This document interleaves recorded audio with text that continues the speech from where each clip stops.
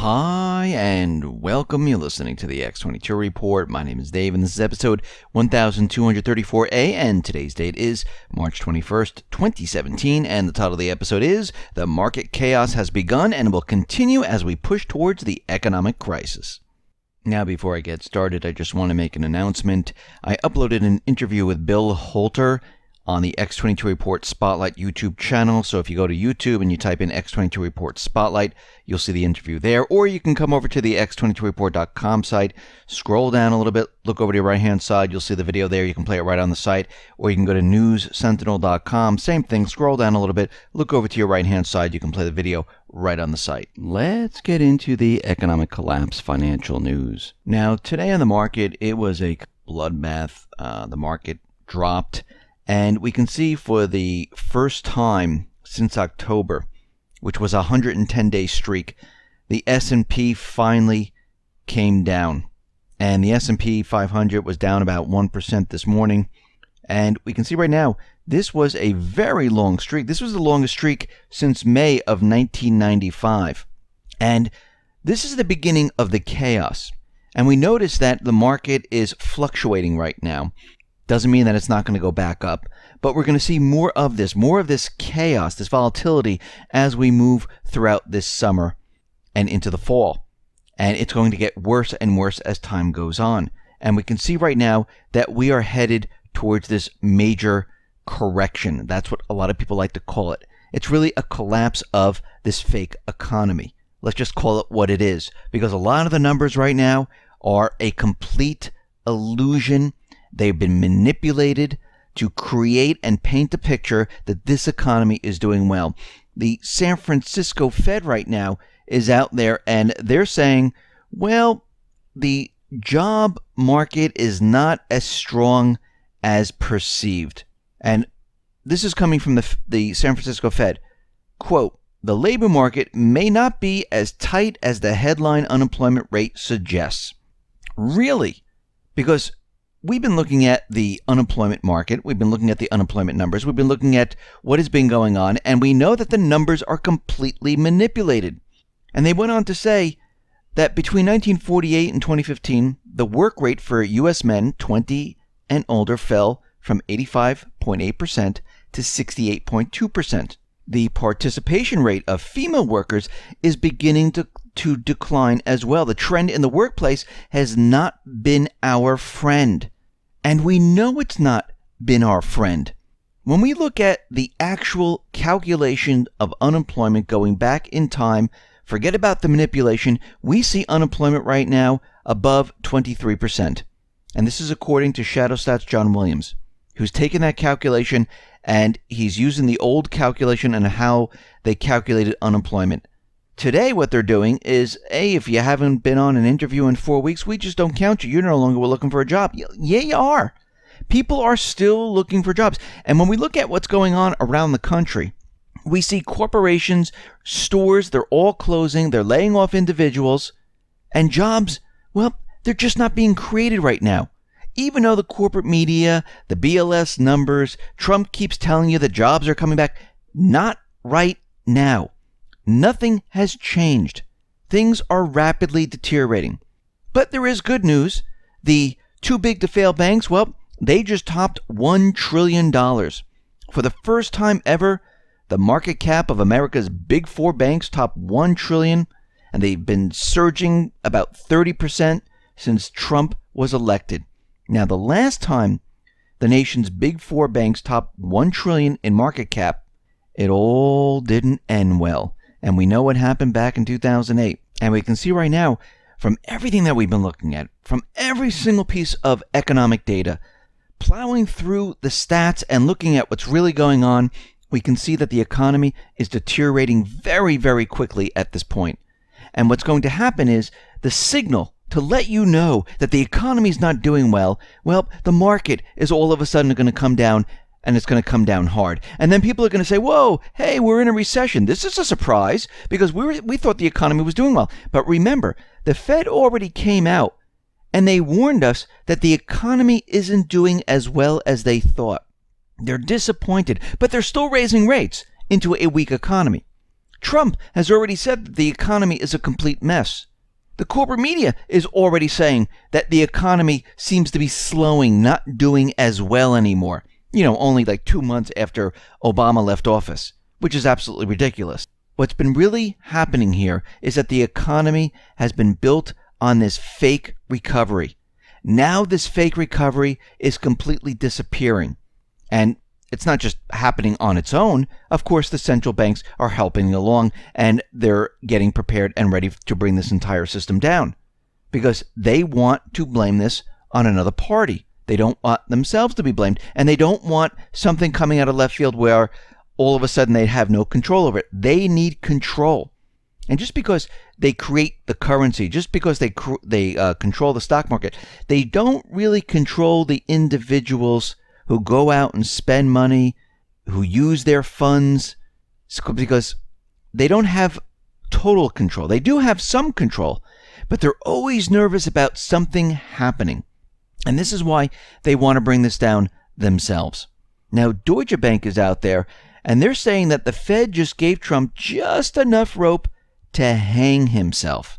Now, Deutsche Bank, their credit derivatives expert, Alexander Kosik, he writes that there are basically two different possible endings to the current economic situation. Or, as he puts it, the future is bimodal with volatility to be found between politics versus policy. Now, in the March FOMC package, it implies effectively a real rate rise and is most likely bearish for break-evens, which could diminish the effect of the border tax on the trade deficit and as such reduce the impact on growth potential. Now, depending on the interplay of politics and policy, degree of political resolve, and the Fed actions, we could see two distinct paths of resolution of the existing tensions in the mid or long run. On one hand, it appears that the Fed is removing uncertainty around the terminal rate, while on the other, politics is creating a binary outcome which could have a dramatically different effect on long rates. Put simply, the Fed has given Trump just enough rope to hang himself with, and since all that matters now is how effective the president will be passing his political agenda, which is not looking good, should Trump fail, the one of two possible outcomes that is most likely is the one where the curve bear flattens or inverts, prompting the next long collapse. That is what we are headed for. This is what the Fed has done. They're bringing him into a situation where they're going to collapse the economy around him. And the chaos is going to pick up as we move into the spring, as we move into the summer, and things are going to get worse. If you notice, the corporate media hasn't even really mentioned the debt ceiling as of yet. Doesn't mean it's going to be a big issue, but they're not even mentioning it. And we know that there are additional FOMC meetings coming up, and we know that the Fed is planning to raise the interest rates. Now, if we see them raise the interest rate in the spring, well, guess what? That is another signal. If they don't tackle the debt ceiling, that is another indicator. It's all letting us know that they're bringing this system down. And they need to bring it down because the system cannot be sustained. They need to transition into a new system. Now, hopefully, we transition into a system where the central bank is not involved. But at this point, we don't see that happening. We do see the painting of Andrew Jackson behind Trump. We know that Andrew Jackson visited Andrew Jackson's tomb. This is sending us a signal that maybe he's going to follow in the footsteps of Jackson, but we need to wait to see his actions. And so far, a lot of his actions, well, they're not following suit. It looks like the deep state has control of a lot of what he's doing right now. We see there's this huge trade war heading our way between the United States and China. And right now, the United States and China, they're the two largest economies in the world by far. And the upcoming trade war that is about to erupt will be cataclysmic for both sides. The Trump administration and the Chinese government, well, they're both gearing up for the prolonged trade war. And it's going to be very severe implications for the entire global economy. Now, over the past 10 years, the U.S. has run a trade deficit of over $2 trillion with China. And as a result of the imbalanced trade, we have lost tens of thousands of manufacturing businesses, millions of good-paying jobs, and hundreds of billions of dollars of tax revenue. And this time around, the Chinese are already preparing a very harsh response, even though Trump has not officially made his move yet, but he's been talking about it. And the policy advisors believe that Trump administration is most likely to impose higher tariffs on targeted sectors where China has a big surplus with the United States, such as steel and furniture, or on state-owned firms. China then could respond with actions such as finding alternative suppliers of agricultural products or machinery and manufacturing goods while cutting its exports on consumer staples such as phones, laptops, and anything else they see fit. Now, when this trade war actually begins, economic activity will be reduced significantly, and the U.S. economic growth is projected to be about 1% in the first quarter of 2017. That could be more than enough to push us into a deep recession. Some of the biggest U.S. exports to China include airplanes, autos, agricultural products, and let's say a batch of Boeing orders that are meant for China. Well, those could be replaced by Airbus.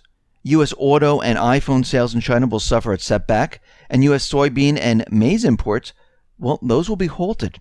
So what happens if all or part of the economic activity goes away? Well, according to one study, the short term, millions of U.S. jobs could potentially be at risk if a major trade war happens. Millions of American jobs that appear unconnected to international trade, disproportionately lower skilled and lower wage jobs, would be at risk, according to a PI study. And of course, a major trade war would hit American consumers very hard. Because think about this. When you go to Walmart, when you go to the dollar store, when you go and pick up all these products, where are they normally made? China. So a trade war would hit all of us in the wallet because the cost of living and all these products, it's going to go up.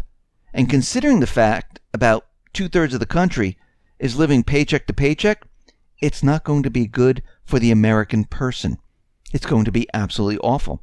And we know that the globalists, this was all done on purpose, offshoring and moving all manufacturing jobs to China, setting China up, because the globalists knew that they needed to do something with the treasury bonds. Who was going to buy them?